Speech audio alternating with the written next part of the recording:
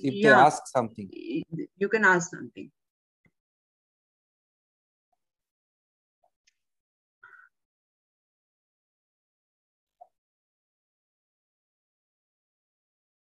Any one of you have any question, query, suggestion, inquiry, whatever may be? Yes. Anyone?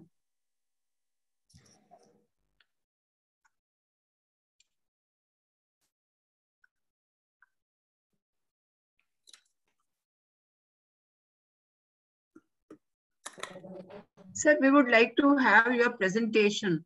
You will share it with us. Okay, sure. At the end of it or side by side, like every day? Maybe today after my talk, I can send you the slides for can you first share lecture it right and this now one. here only, because otherwise maybe we have some WhatsApp group also. If we can add you there, or you will send it to someone. Okay.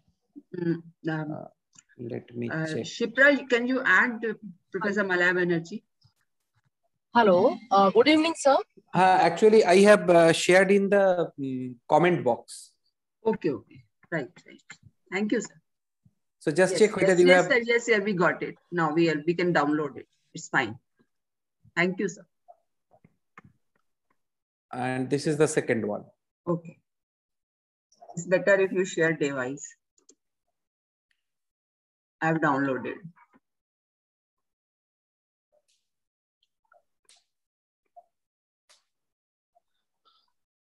Okay, so yes, sir. If there is no question, I can start. Yes, you can start. And I would encourage the participant, if they ask something, it should be in between also. Then I'll be happy. Anyway, okay. So, anybody wanted to ask anything? Yes, sir. Yeah, tell me. Ask. Okay. Hello. Hello. Yes. Yes, sir. Sir, actually, I have written one question in the chat box, that how to find the transcritical bifurcation, and what is the major difference between saddle node bifurcation and this transcritical bifurcation? Very good question. I hope by 7 p.m. you will get the complete answer. Okay, you are going to discuss the same, sir. Yeah, I actually plan to discuss those things exactly. And please, means you are always free to ask the question. And in my last lecture, I will show you that how it can be done for a higher dimensional model. And I'll give you the entire detailed analytical calculation and as well as numerical verification. Okay, sir. Thank you so much. Okay, so let me start today's discussion. Okay, so in this talk, what I'm planning to talk about, that is a brief introduction to bifurcation theory. So keep in mind that this is, of course, a brief introduction, as I have mentioned. So many questions will remain unanswered, but I hope you will be motivated and as well as excited after this talk and after going through the slides very carefully. And it has several different types of information. Afterwards, if you have any query, don't hesitate to contact me over email. That I can give you some sort of freedom. And if I'm unable to give you the detailed answer, maybe due to some sort of time constraint, if you contact me in future, definitely I'll be able to provide you some appropriate references from where you might get the detailed answer of your question. Okay, so in this talk, what I'm going to talk about today, first of all, I'll talk a little bit about the stability of equilibrium point, then how to perform linear stability analysis, and then bifurcations in one-dimensional autonomous system and two-dimensional autonomous system, and etc. As I have checked the content that is covered by Professor Rashmi Bharadwaj, some of these topics are already discussed with you, but I prefer to go through this stability and linear stability analysis once more, just in order to be at par with the notation when I'll talk about some bifurcation for my understanding. So for stability of equilibrium point, this is a general description that suppose we have a system of two equations, that is dx1 dt and dx2 dt in terms of two variables x1 and x2. Keep in mind that x1 and x2, these are functions of t, but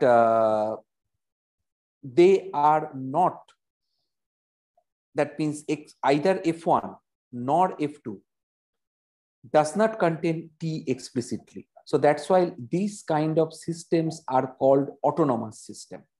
So how to find out equilibrium points? Equilibrium points are just rest points. So that means there is no velocity. Yes. No velocity means zero velocity. dx1 dt 0.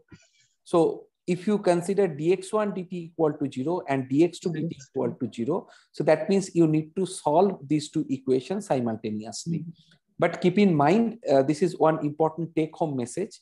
In this slide, I'm not going to give you this explanation, but afterwards I'll show you one example that this type of equation may not always give you some points as solution. It is possible to have some curves. So the point is that you need to keep in mind, although we are talking about equilibrium point, so that means most of the time we are looking for just some values of x1 and x2 which satisfies f1 and f2 simultaneously, but it is possible to have some curves also as equilibrium curves. So the question is that why in the book or most of the popular book they talked about equilibrium point? Because it is easy to handle. Once you have equilibrium curve, then finding its stability is a quite challenging and advanced topic. So these are two examples. So first you consider dx1 dt equal to this one, dx2 dt equal to this one. And if we restrict ourselves that x1 and x2 are both non-negative, then you will have these 3 points as the equilibrium points. Similarly, if you consider the next equation, and again we restrict ourselves within this domain, then you will have these as 2 equilibrium points. So what is the important aspect here? That if you just compare these 2 equations, so they are of same format. What I'm trying to say, first equation contains x1 term, x1 squared term, and x1 x2 term in both the equations. In the second case, you have second equation, again you have the product x1 x2 term and as well as x2 terms. Interestingly, some of the coefficients are same in both the equation, but just what you can understand, a little bit change in the coefficients can also result in change in number of equilibrium points. And once the number of equilibrium point is being changed, then this might affect the stability property of the equilibrium points also. Maybe in tomorrow's lecture, I'll give you some explanation why such thing happens. Okay, now we come to the concept of linear stability analysis. The basic theory says that if you have this type of 2 nonlinear equations, as I have explained, you can find out one equilibrium point. So that means what I am trying to talk about here, I'm talking about stability of equilibrium point, not equilibrium curve. Now, this type of stability analysis, in one sense, it is known as linear stability analysis because we linearize this nonlinear system around the equilibrium point, and from there we judge about the stability. And on the other side, this is also known as local stability analysis. Why this is local stability analysis? Because the basic theory involves that once you are able to find out the equilibrium point, then you give a small perturbation around that equilibrium point. And if we can see that perturbation variables, that is in this case y1t and y2t, these are perturbation variables. So these are the amount of perturbation from the equilibrium x1 star, x2 star. This will give you two situations. It may happen that perturbations are evolving with time in such a way that x1t, x2t as a solution of the system, they have tendency to converge towards the point x1 star, x2 star, or it can diverge from the point x1 star, x2 star. There are also possibilities that for certain choice of this perturbation variable, that means along some of the trajectories, solutions will approach towards the equilibrium point. Along some other trajectory, solution will approach away from the equilibrium. So this depends upon the fact whether both the eigenvalues, in case of two equations, both the eigenvalues are either negative real numbers or having negative real parts, or both the equilibrium points have negative positive real number or having positive real part. But in case of attracting trajectory as well as repelling trajectory, in case of two-dimensional system, you should have one positive eigenvalue and one negative eigenvalue. If any one of the eigenvalue is equal to 0 or having 0 real part, then from linear stability analysis, we cannot conclude anything about the stability of the system. So the idea is that in order to judge the stability of E star, we can give a small perturbation around the equilibrium point, and we need to study whether the perturbation will grow with time or it dies out. So that's why we have chosen this kind of perturbation variable with the assumption that modulus of y1 and y2 are much, much less than 1. So here modulus is introduced only for the reason because in which direction you are interested to introduce the perturbation, that is not restricted. So from x1 star, x2 star, you can go towards right, you can go towards left, you can go upwards, you can go downwards, or even you can consider some sort of diagonal direction away from the point x1 star, x2 star. So next, what we can do, we can substitute this transformation into the given nonlinear equations. And then what we have assumed that f1 and f2 are smooth functions. So smooth function means is all higher order partial derivative with respect to both the variables are continuous. So for linear stability analysis, we have assumed that y1 and y2 are of not having large magnitude. So sometimes people can ask the question that once we have this small perturbation, so what is the magnitude of this small perturbation? Is it of order 10 to the power minus 2, sorry, or 10 to the power minus 4 or 10 to the power minus 9? What is the measure? Understanding is that that is completely your choice, but in order to be on a mathematically safe side, what we can mention that introduce small perturbation in such a way that you can neglect second and higher order terms in terms of the small perturbation variables y1 and y2. So that's why here I have written terms up to the first order, and keep in mind that x1 star, x2 star, they satisfies the equation f1 equal to 0 and f2 equal to 0. So if you substitute f1 equal to 0, f2 equal to 0 here and discard the second and higher order terms in terms of the small perturbation y1 and y2, then you will have these two system of linear equation. Now, probably you can able to understand that why in the first lecture I was little bit concerned about the nature of solution of this system.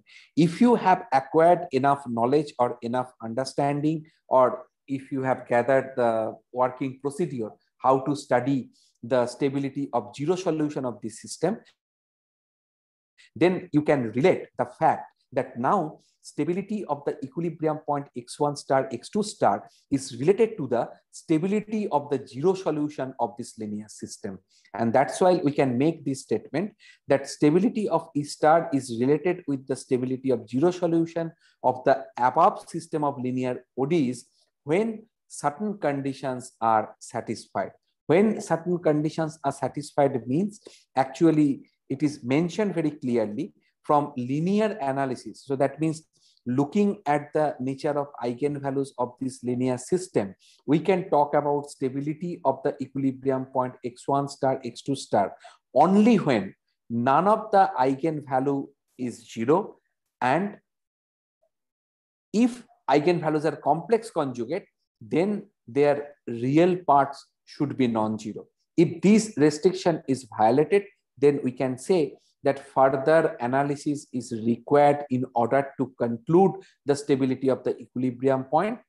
Also, we can mention in other way around that, okay, linear stability analysis cannot give us any affirmative answer that whether equilibrium point is stable or unstable. Now, the question is that why we are performing this linear stability analysis, or what is the relation with the linear stability of the stability of equilibrium for the nonlinear system. The idea is based upon this Hartman-Grobman theorem. If you look at the book by Lawrence Parko, that definition is itself in a printed matter, it is of 13 sentence long. So that contains lots of different understanding. So here I have prepared a miniature version for your quick understanding. So what is the statement of the theorem? And you should consider this statement for general n variable system. This is not restricted only to 2 variable system. Theorem states that suppose you have a nonlinear system x dot equal to fx, and you are able to find out this equilibrium point x star by solving the equation fx equal to theta n cross 1. If your problem involves 2 variable, then you will have 2 component f. If your system n variable, then f is an n component vector function, and therefore you need to solve the n nonlinear equations which are given by in a shorthand manner that f of x is equal to theta n cross 1. So once you have this x star as an equilibrium point, then you can find out the corresponding linearized system. Keep in mind, this is a typo, that this is not a is a function of y, rather it is a multiplied with y. So that is system of linear equation, where a is by notation, this is d of fx star. This d fx star is nothing but the Jacobian matrix of f evaluated at the equilibrium point x star. Then Hartman-Grobman theorem says that if all the eigenvalues of the matrix A has non-zero real parts, then the dynamics of the system x dot equal to fx in the vicinity of x star is topologically equivalent to the dynamics of the linear system y dot equal to ay in the vicinity of the origin. So that means I can explain it in a little bit better way. Suppose you are able to find out the motion of the solution trajectory near the trivial equilibrium point, that is origin, for the linear system y dot equal to ay, as well as for the nonlinear system x dot equal to fx. So this Hartman-Grobman theorem says if all the eigenvalues of A has non-zero real parts, then dynamics of the system y dot equal to ay in the vicinity of origin will be analogous, mathematically, say, if we want to say it mathematically, then topologically equivalent to the dynamics of the system x dot equal to fx near x star. I will show you a clear-cut picture for your better understanding in 2 dimensions to explain this Hartman-Grobman theorem. Now, this theorem also says that there exists a homeomorphism through which you can map the solutions xt to yt and conversely yt to xt with the help of inverse homeomorphism. But you know, this theorem is interesting. It is applicable. Mostly we use this particular theorem.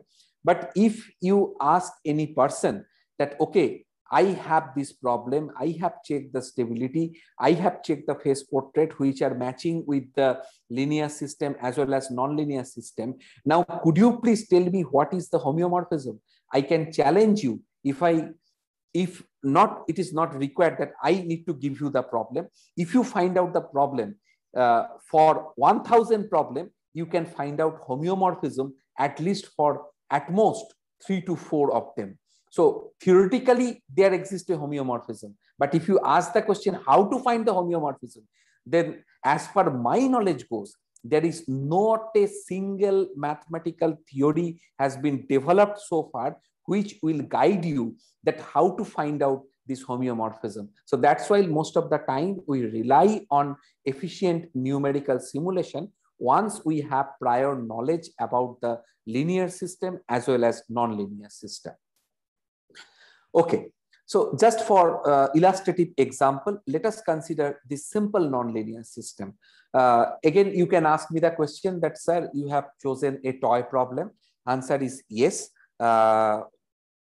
Till today, I love to play with mathematical toys. So why I have chosen this problem? Only for the reason you can find out solution of the linear system explicitly as well as solution of the non-linear system explicitly. So for this system, what you can verify? You can verify 0, 0 is the only equilibrium point, because from the second equation, you can find x2 equal to 0. Once you substitute x2 equal to 0 into the first equation, then you are left with only one option, that is x1 is equal to 0. So then 0, 0 is the equilibrium point.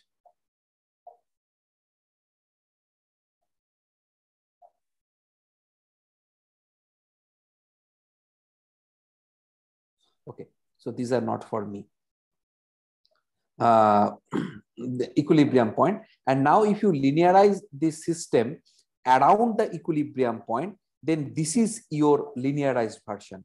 Now you can understand that your coefficient matrix is a diagonal matrix, and this ES and EU, these are called stable subspace and unstable subspace. These are defined by, here you can see that first eigenvalue is lambda1 equal to 1, which is positive, and its corresponding eigenvector is 1, 0. So therefore, linear span of 1, 0 will give you the unstable subspace. Similarly, second eigenvalue lambda2 is equal to -1. This is negative. So therefore, stable subspace will be the linear span of the eigenvector associated with the negative eigenvalue, that is lambda2 is equal to -1. So therefore, stable subspace is the span of this one. Now for this system, if you find out the solution for the complete nonlinear system, so what you need to do, you first solve this equation. It is a simple linear equation. Once you have solution of this equation, substitute here for x2, then you have a first order linear non-homogeneous equation for x1. Again, you can solve it explicitly. Once you solve these two equations, then you can find out the final solution in terms of x1 and x2.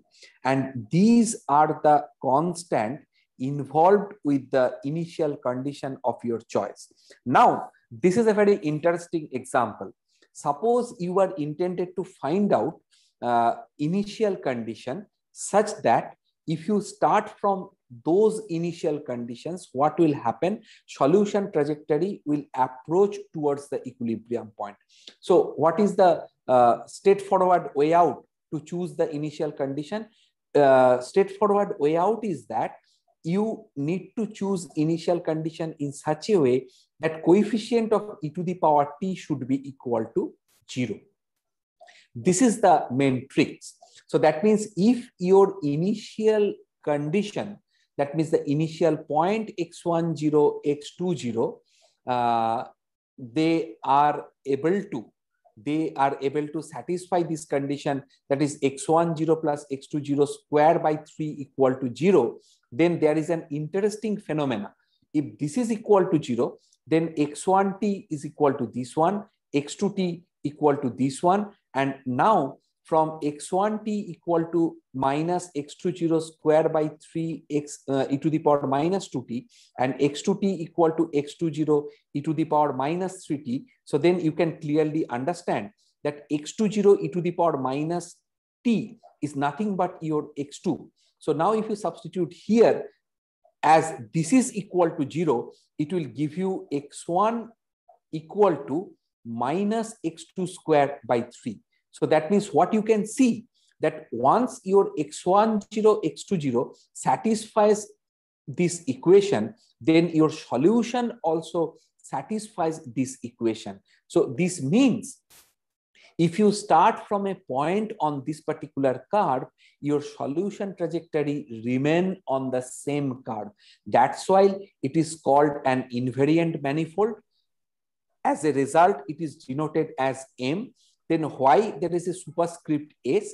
S stands for stable manifold, because along this curve, solution trajectories are approaching towards the equilibrium point 0, 0. Now you want to find out the curve or initial condition for which solution will diverge away from the origin. So in order to do so, you need to choose x20 equal to 0. Once you choose x20 equal to 0, immediately you can find the solution as x2 equal to 0. Again, you can check. This is also your another invariant manifold. And as along this particular curve, solution trajectory approaches away from the equilibrium point. So that's why it is called the unstable manifold. And now if we look at the phase portrait of the linear system, then you can see along this line, that is y2 equal to 0, solution are approaching away from the origin. Along this line, solutions are approaching towards the origin. And if you consider initial point at this particular location, so they are actually rectangular hyperbolas. So this is the solution of the linear system. Now, if you look at the phase portrait for the nonlinear system, you can see this looks like this one. So this is the beauty of this problem. You can understand that these two curves are topologically equivalent. So what happens, that this vertical green straight line that is deformed a little bit, or you can think about, we have made a bend, this vertical straight line along this particular parabola, and accordingly other solution trajectories are also stretched using this stress tensor of this particular dynamics of the system. So you can understand that this particular trajectory now map to this one, then this particular trajectory now map to this one, and so on. So similarly, you can think about this trajectory is now mapped to this one. So in this case, we can say these two phase portraits are topologically equivalent. And this is the main essence of Hartmann-Brodmann theorem. So what you can say, if you just consider a very small vicinity around this equilibrium point 0, 0, then dynamics of this system near this equilibrium point is same as dynamics of the zero solution of this system around the point 0, 0. Now we come to the discussion about the bifurcation, and one of the participants, I forgot his name, probably Preeti, asked this question, what is the difference between saddle node and transcritical bifurcation. Now we talk about this one. Now, this is a very nice example through which even you can explain the simple concept of bifurcation theory to a +2 level student. Sometimes students ask me, or at different conferences, people ask me that what is the simplest way out to convince the people, okay, this is the bifurcation. So you can take help of this example. If you need to solve this ordinary differential equation, that is dx dt equal to alpha minus x square. So in general, people will write this solution, but this is not the complete answer, because this solution can be written with the assumption that alpha is positive. But if alpha equal to 0, then you will have this solution. And if alpha negative, then you will have solution in this particular format.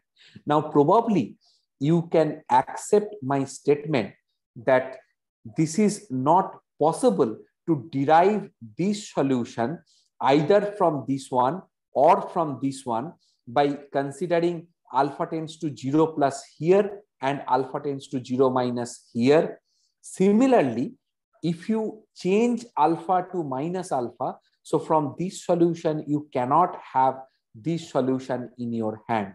So what we can say that nature of solution of this system changes drastically as alpha passes through the value 0. And this is the excellent expression of bifurcation, because what is happening here, the phenomena which happens here is the bifurcation. So that means change in nature of the solution as one parameter involved with the system varies or changes through some threshold value. So this particular phenomena is called the bifurcation.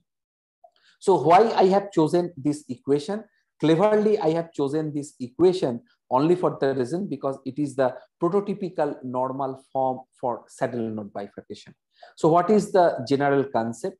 General concept is that you have a one parametric family for that is dynamical system dx dt. So x belongs to R, it is dependent variable, and alpha is the parameter.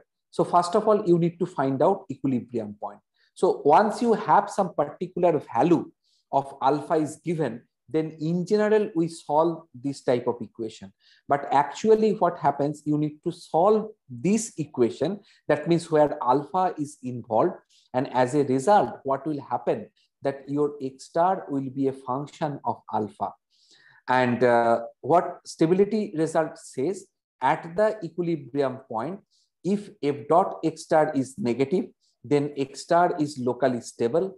If f dot x star is positive, then x star is unstable. And if f dot x star is 0, then we can say the linear stability analysis fails. Now, why I am repeating this simple thing here? Only for the reason, if such kind of thing happens around some point x star for a particular value of alpha, that you can find out a value of alpha, say for which alpha less than alpha star, this is negative. For alpha greater than alpha star, this is positive, and it is 0 at alpha equal to alpha star, then you can make more investigation to verify whether your alpha star is a bifurcation point or not.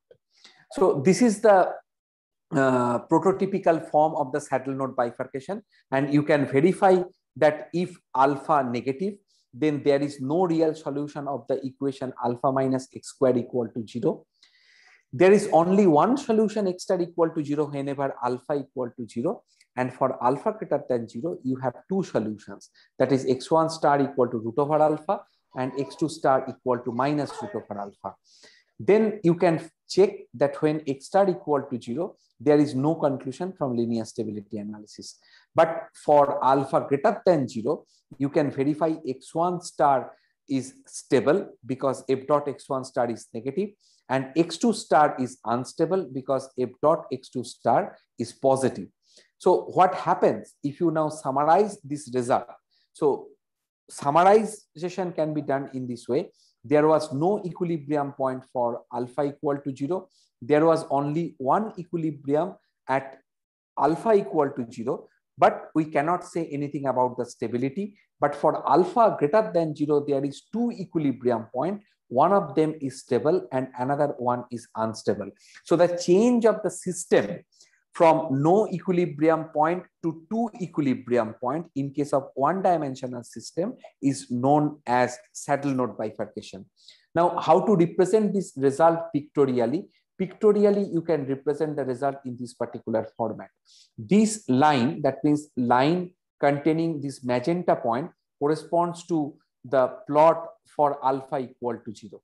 Below it, alpha negative. Above this line, alpha positive. So what is the indication? For alpha negative, solutions are monotonic. For alpha equal to 0, from this picture, you can understand that if you start from some point here, then solution trajectory will approach towards this equilibrium point. But if you start from some point here, it will start moving away from the equilibrium point. So this is stable from the right, but unstable from the left. Theoretically, it is unstable, but practically we can mention that it is stable from one side and unstable from another side. And this kind of phenomena cannot be judged from linear stability analysis. That's why linear stability analysis fails. And then for alpha greater than 0, you can understand for each value of alpha, there exist two equilibrium points. One of them is stable, which is marked in green color, and another set of equilibrium points which are unstable, those are marked in red color. And looking at the direction of the solutions, you can understand these are unstable equilibrium point and these are stable equilibrium point. And if you generate more points like this in a continuous manner, starting from alpha equal to 0 and for alpha greater than 0, then you will get the complete bifurcation diagram. This is called flow field characteristics of the equilibrium points for the system under consideration. If you draw the bifurcation diagram, then you can find x star equal to root over alpha. This continuous blue curve, it represents it is stable. And this one, that is broken parabolic arc, representing x star equal to minus root over alpha, which indicates this is a branch of unstable equilibrium point. Now, what are the analytical condition is required to be satisfied? If you look at this graph, so that means this is a plot of the equilibrium curve in x alpha plane, and solid line and broken line just represent whether it is stable or unstable. But geometrically, what are the properties of this particular curve? Properties are that this curve passes through the point 0, 0. That means when alpha equal to 0, x star equal to 0. So curve passes through the point 0, 0. Curve lies only one side of the vertical line. This is the second condition. And third condition, that this curve has a maxima or minima. If you look from this direction,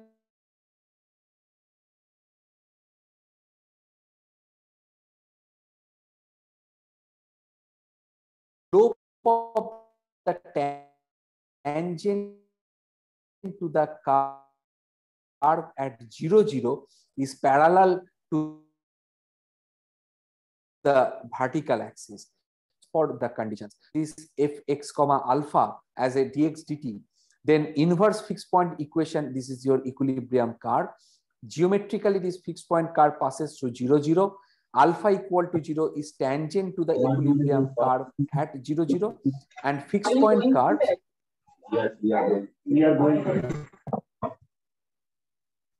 that means equilibrium curve lies only one side of the line alpha equal to 0. So these are defined in terms of alpha x, but mathematically, this can be defined in terms of fx alpha as this.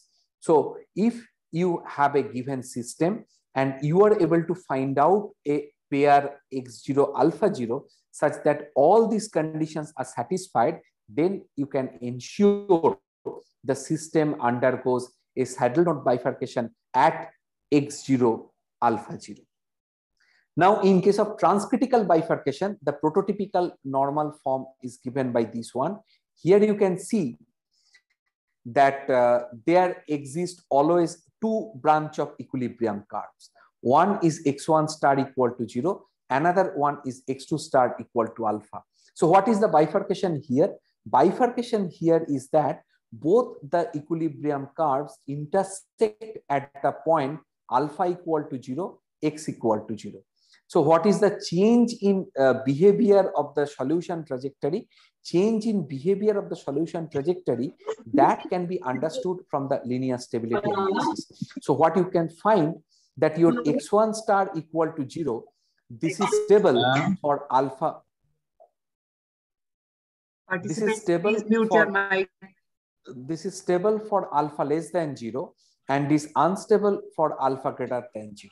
On the other side, 2 star equal to alpha, this is stable for alpha greater than 0 and unstable for alpha less than 0. So what is the conclusion? That x star equal to 0 is stable for alpha less than 0. X star equal to alpha is unstable for alpha less than 0.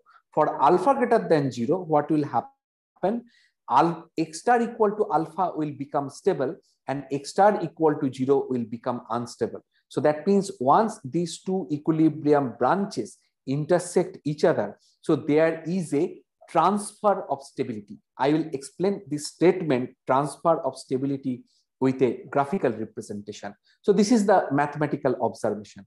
And here you can see, this is the curve x star equal to 0. This is the curve x star equal to alpha. So the stability of x star equal to 0 changes to stability of x star equal to alpha at the point 0, 0. So this is called exchange of stability. So stability of this branch is now exchanged to the stability of this one. So now you may be curious to know what is the exchange. Exchange is the stability and instability. So there is an exchange of stability as well as instability for both these branches. And what are the analytical criteria? These are the analytical criteria which are required to be satisfied a transcritical bifurcation or not. There is another interesting bifurcation that is called pitchfork bifurcation. This is somehow, according to my understanding, it may be a little bit difficult for you to convince, but in future you can try to understand my terminology. This is the combination of transcritical bifurcation as well as saddle node bifurcation that gives you pitchfork bifurcation. This is a rough understanding, but clear-cut understanding is that in case of pitchfork bifurcation, what can happen? For alpha less than 0, there is only one equilibrium. For alpha greater than 0, there is 3 equilibrium, and 1 equilibrium and 3 equilibrium, they coincide at alpha equal to 0 to the point x star equal to 0. So that means one branch of solution trajectory exists for both less than 0 as well as greater than 0, that is x star equal to 0. This is one characteristic of transcritical bifurcation. And another equilibrium curve, that means 2 equilibrium points root over for alpha greater than 0. This is the characteristic of saddle node bifurcation. So that's why I have said if you take a combination of these two, then you will have this pitchfork bifurcation. And for this system, you can verify that when alpha less than 0, then x star equal to 0 is stable, and this becomes unstable for alpha greater than 0. For alpha greater than 0, what will happen? Both root over alpha as well as root over minus alpha will become stable. And as a result, you will find this kind of bifurcation diagram. So this is the line x star equal to 0. This is the curve x star square equal to alpha. And again, you can see that stability of 2 branches and intermediate branch is unstable. And from here, one interesting concept you can try to understand, that this unstable equilibrium actually plays the role of a barrier between the basin of attraction of these two stable branches. That means if you consider a fixed point of alpha somewhere here, so this is stable, this is stable. Now, if anyone asks you, if I start, if your chosen point lies above this horizontal line, that means above this, if it is below it, then it will converge to this branch. So that's why it plays a role of the separatrix, but this is not the actual concept of separatrix, because concept of separatrix comes into the picture only for phase portrait, not for this kind of bifurcation diagram. Rather, what we can say, that two stable attractor should be separated by a unstable continuous system. This kind of conclusion is not true for non-smooth or some sort of jump dynamical system, that I am not going to consider here. Now for this pitchfork bifurcation, what are the analytical conditions? If these analytical conditions are satisfied simultaneously, then it is actually known as pitchfork bifurcation. So that means for a given system, if you are able to find out this alpha, am I audible? Yes, yes sir, you are audible. Yes, sir. Okay. I thought my connection got lost. Okay. This is the, if you are able to find out this combination of point x0 alpha 0 such that all these conditions are satisfied, then you can ensure the system undergoes pitchfork bifurcation. Now quickly I can go through some of the examples in case of two-dimensional bifurcation. Excuse me, it is not possible for me to give you all the details within 4 lectures, but if you want some additional information, feel free to contact with me. So here what I'm going to show you, I'll show you some sort of two-dimensional analog of this type of one-dimensional bifurcation that I have already discussed, and something else. So first of all, we consider saddle node bifurcation in 2 dimensions. So what will be the form? Form is given by this one, and you can verify there is no equilibrium point if alpha less than 0. There is only one equilibrium point 0, 0 whenever alpha equal to 0. And there is 2 equilibrium point, that is root over alpha 0 and minus root over alpha 0 for alpha greater than 0. Now, if you assume that alpha equal to 0 and check the Jacobian matrix of this system evaluated at 0, 0, then you can find lambda 1 equal to 0 and lambda 2 equal to minus 0. So that means you can understand the conditions for Hartman-Grobman theorem is violated. So nothing can be said about the stability of the equilibrium point from the linear analysis.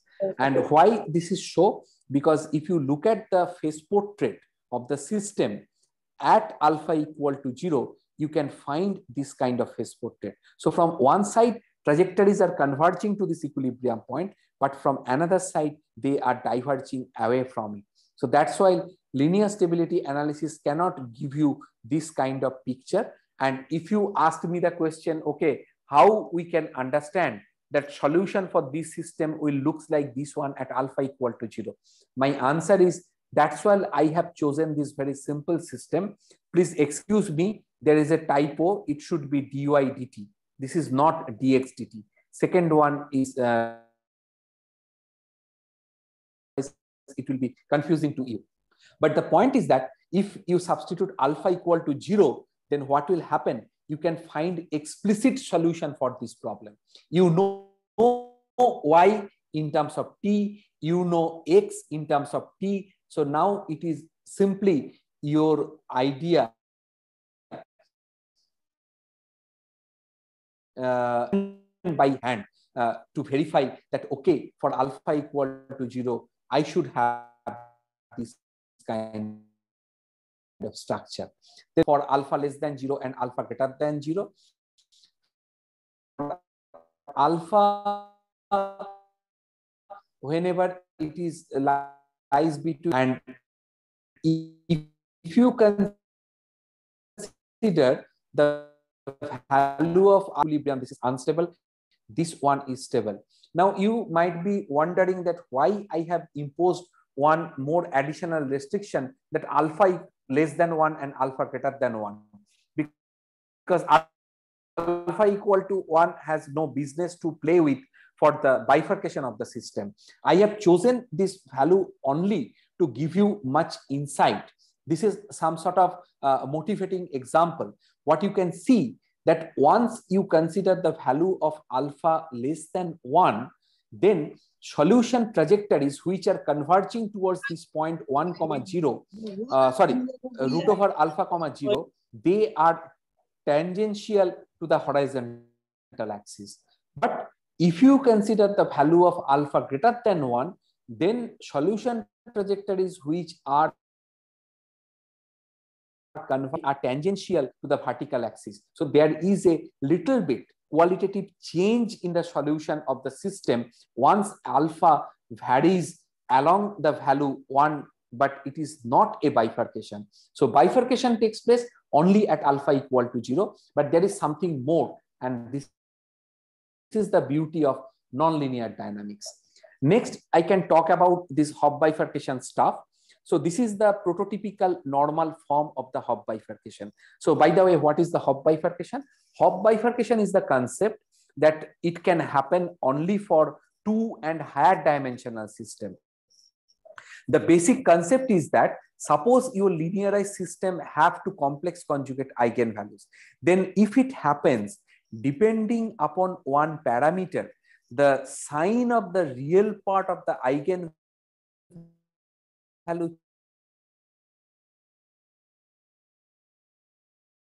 this type of bifurcation is called Hopf bifurcation. Please excuse me, I am unable to give you the detailed description of the degeneracy, but at the end, if you are interested during discussion, I can mention what is the concept of degeneracy. But what is the most interesting point I want to emphasize here? This system is chosen in such a way that once you linearize the system around the point 0, 0, this will be the Jacobian matrix, and from where you can find out eigenvalues in this particular format. So eigenvalues are alpha plus minus I, and you can clearly understand if alpha negative, then complex conjugate eigenvalues have negative real part. If alpha greater than 0, then these are complex conjugate eigenvalues with positive real part. But the most interesting point that I have committed to you, that afterwards I'll show you the existence of an equilibrium curve. So this is such example. So if you transfer this system into Cartesian coordinate, what will happen? You will find these as the transformation of this system into Cartesian coordinate. And now you can understand that R square equal to alpha is an equilibrium. Why? Because if you choose R square equal to alpha, then your R dot is equal to 0. And as a result, R will neither increase nor decrease, but theta dot equal to 1. So that means theta dot equal to 1 means theta will increase in a same fashion as t. So what will happen? That if you choose your initial point on the curve R square equal to alpha, you can clearly understand for alpha greater than 0, R square equal to alpha is just a circle having radius root over alpha. So then solution trajectory remain always on that particular curve. And this is an excellent example to understand that how a nonlinear system can have a curve of equilibrium. So this is as per my understanding, it is a very nice example to understand. Now, what will happen once Hopf bifurcation takes place? Then there is a possibility of existence of a limit cycle, but depending upon the nature of the system, limit cycle may be stable, may be unstable. How it happens, I can try to give you the main idea as a illustrative example through picture. So in this case, you can see for alpha less than 0, equilibrium point is stable and trajectories are converging and spiraling inwards toward this point. Then for alpha equal to 0, you can see that trajectories are spiraling inward, but I have marked this equilibrium point in red. This is not to mention this is unstable, rather it is stable here. But why I marked it in red color? I marked it in red color only for the reason, if you check from linear stability analysis will not give you any information about the stability of equilibrium point. And as a result, you need to take help of nonlinear stability analysis. How that can be done? Simple idea is that once you have this system, if you substitute alpha equal to 0, then your R dot becomes minus R cube. And as R is the radius vector of the polar coordinate, it means R dot negative means R is decreasing. And this is the understanding from non-linear analysis, because linearized version will not give you any information. But if you consider the non-linear equation involving the cubic term, then you can understand that r dot is negative. So as a result, trajectory will ultimately converge towards the equilibrium point. But if you compare these two figures, then you can see that I prepared this figure for same interval of time. So what is apparent here, that rate of convergence is little bit slow. How this is reflected? Because in this case, the end point of the trajectory is much closer to this point 0, 0 compared to this one. But for alpha greater than 0, what will happen? This equilibrium will become unstable, and that will be surrounded by a closed curve. This is the equilibrium curve, that is r square equal to alpha, and this is called stable limit cycle. Why this is called stable? Because if you start from a point inside this closed curve, trajectory will converge towards this one. If you start from a point outside this limit cycle, it will also converge to this closed curve. So that's why it is called a stable limit cycle. There are something else. In case of subcritical bifurcation, you will have this kind of normal form, and then you will have this as the polar coordinate. And in this case, what will happen? You will find a stable equilibrium that is surrounded by an unstable limit cycle. Because if you start from a point inside it, it will converge to the equilibrium point. If you consider a point outside it, it will diverge away from it. So that means all nearby points, if you consider as an initial point around this cycle, all the time trajectory will diverge from this cycle. So that's why it is called unstable limit cycle. And then for alpha greater than 0, you will have this kind of scenario. But there are something else, that means how we can judge this stability. Once you have the given linear system, first of all, you can transfer the equilibrium point to the origin by using a transformation of variable. And then if you expand, then you can find out a polynomial system like this. And then theory says at the Hopf bifurcation threshold, you can convert this system into this particular format using a series of transformation. I'll show you the reference where you can find all these details. And as a result,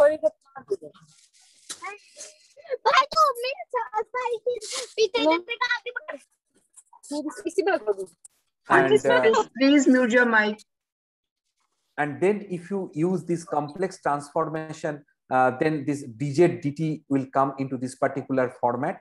And then once you know what are the expression for G1 and G2 in this particular format, then you can find out the expression for first Lyapunov number like this, because here G20, G11 and G21, these are defined, and this omega already you have from this step. That means you have this omega as the Jordan canonical form of this coefficient matrix at alpha equal to 0. And that is actually called the amplitude of oscillation, because once you transform it, you can put the system in this particular format and your omega is here. So once you use these things, you can calculate first Lyapunov number. It looks like that it is very easy, because the discredit goes to me because I have presented in a very lucid manner or in a simple manner, but actual calculation is quite tedious. But at the end, somehow if you are able to manage this calculation, even numerically, what you can say, if L1 is negative, then you can declare that, okay, limit cycle is stable. If L1 is positive, then limit cycle is unstable. There is something more that is called generalized Hopf bifurcation. This is just for your brainstorming kind of thing. Instead of considering up to cubic term, if you extend the system up to 5th degree term, then you can find out so many different characteristics depending upon the nonlinear system you have in your hand. Not for all the system it is possible, but practically what will happen, you will find this kind of different phase portrait around this point, and this is called generalized Hopf bifurcation. And some other references you can find, it is also called Bautin bifurcation. Today I should stop at this particular point. So the important references are the stability, that means linear stability, and others can be found here. If anyone interested to understand how to perform nonlinear stability, they can have a look at this particular book. And bifurcation theory, mainly Hopf bifurcation, the derivation of L1, that you can find in the book by Kuznetsov. Parkhom's book, I always love it to read and also love it to refer to all of you, because it has given a wide range of description of different dynamical system. And this one is for advanced level. If anyone interested to pursue their research career or want to guide some student in this particular area, I would suggest them to go through this book, because it is a very good book to understand the complete structure of two-dimensional autonomous differential equations which are involved with several kind of nonlinear dynamics. Thank you for your attention.